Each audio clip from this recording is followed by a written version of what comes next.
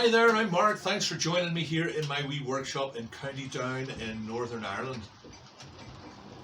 It's the end of October already and it's autumn here in the Northern Hemisphere, and the weather here is as changeable as ever. It is crisp and sunny at 1 minute and quite literally the next it is pouring with rain. What's the weather like in autumn in your part of the world? Do let me know in the comments.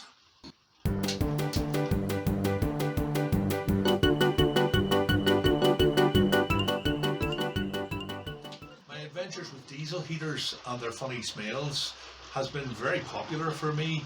I'm still getting comments on those about once a week. Thousands of views, which for me is a big deal. So let's have a quick update on those. I have to say they're going splendidly. They keep the place very toasty warm even on the coldest of days. I haven't got them going right now because, as you know, they're very noisy. The only small problem is that they do seem to smell of burning diesel for about the first half hour, and then they seem to me to burn clear. This could be because they need a bit of maintenance. They do suit up as they get older. If you want to see a really good video about how to clean that up and how to maintain a diesel heater, have a look at Kev at Mr. Factotum's workshop. I'll leave a link in the description.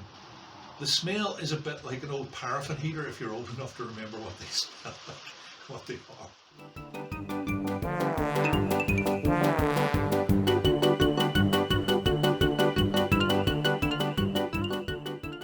So I absolutely still recommend them. I think they're absolutely terrific for the money. They're not quite as economical to run as I thought they would be, but they're still great and they keep the place nice and warm. The only proviso I would say, and is a very important one, do get yourself a carbon monoxide detector for obvious reasons. In July, I think it was, the nice lady ex of the hardware store and I went to see our friend Clint Rose, the wood carver. Well, now you were telling me about 5 minutes ago that you don't collect tools. How does a guy who doesn't collect tools amass more extraneous tools than I have in my entire world? How did you get all this stuff? I think the problem is that when I buy them on Facebook or eBay or something, and they come in a bundle. Oh, right. So someone's like, I'm getting rid of my granddad's old tools, and then I want one tool out of the 10, and then you just repeat that. Oh, I see. Well, I must say, Clint, this is a magnificent collection of not only antiques but modern tools as well. Yeah. But you just said that you didn't want to collect these things, so what do you intend to do with them? Well, the reason I invited you here is so you can figure out, what to do with them. I don't know what to do with them. You heard that? He invited me. The antique tools we were able to auction off, and the modern tools we took to the Methodist Container Ministry here in Northern Ireland. Hi, I'm Mark. Thanks for joining me here in my tool store. No, I'm not in my tool store, as you can see. I'm at the Methodist Container Ministry workshop. Wonderful tools here are getting ready to go out to Sierra Leone. We've got a wonderful table saw there.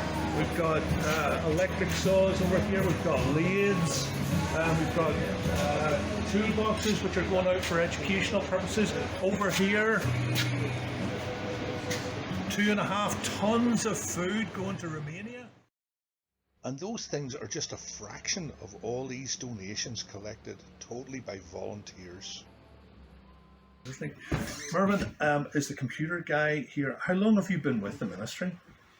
Well, I got early retirement back in 2004, and I started doing a few wee bits and pieces here a year or two before that, so maybe about 2002, and then I kind of full-time, well, because we only come in part-time from about 2005, 2006. How long has the ministry been going? 1995.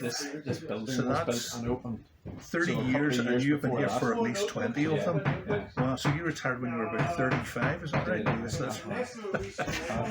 So what do you do here? You do all the computer stuff? Yeah, all the computers. Well, it surprises me that people need computers in places, but this is the thing nowadays. And it doesn't have to be one that's working, Look at the camera from time to time. People want to see your gorgeous face. Yeah, we can break them down for parts and maybe make 2 good ones out of maybe 3 or 4 old ones. And that's just the way it is. Well, in 20 years, have you any idea how many computers you've actually serviced?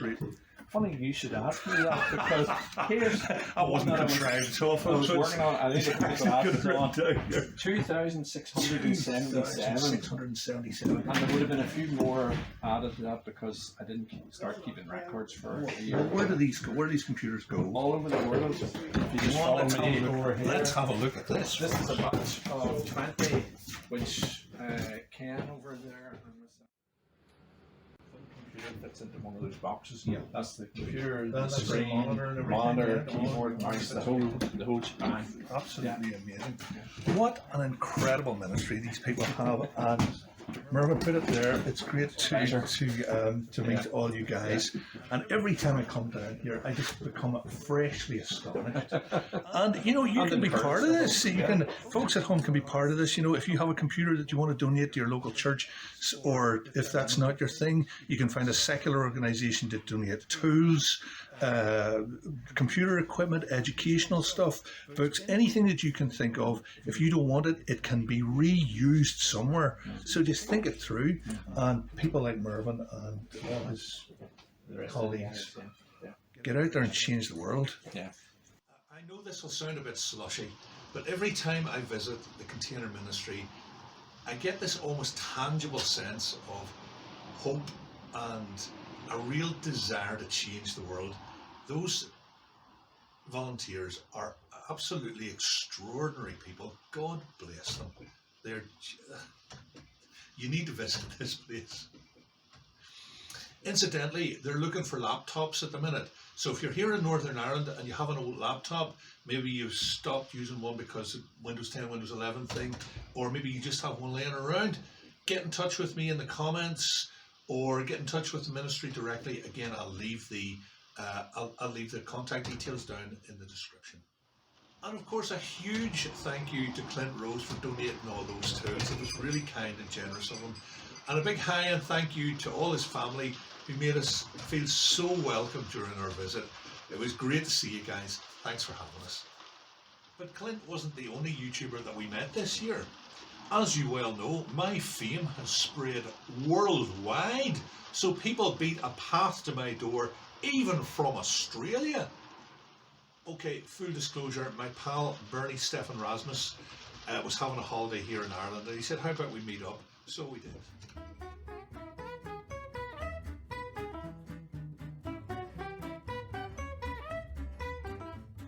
We had a very noisy and enjoyable lunch together. We had just a terrific time with him and his lovely wife, Marie. It turns out that they are total globetrotters. They go all over the world all the time, as far as I can see. They had already been on a Baltic cruise around Scandinavia and the Baltic countries. They had been through England, and then they came over, they just popped over to Ireland, as one does. And then the next thing they went over to, I think it was Slovenia and Croatia. Oh my goodness, they've just been everywhere. I think they were away from home for like 3 months. Nearly 3 months, something like that. 3 days is enough for me. I gotta be out here sawing up wood, or I go stranger than usual. So it was just a terrific joy to meet them, really. And what a joy it is to be part of a worldwide community who get together because they just like making things. Isn't that a real treasure? Well, talking of making things, it's about time I got back to it. I've got lots of video goodies simmering away, so do stay tuned. In the meantime, thanks so much for looking in. God's greatest blessings on you, and let's do this again real soon. Thanks for watching.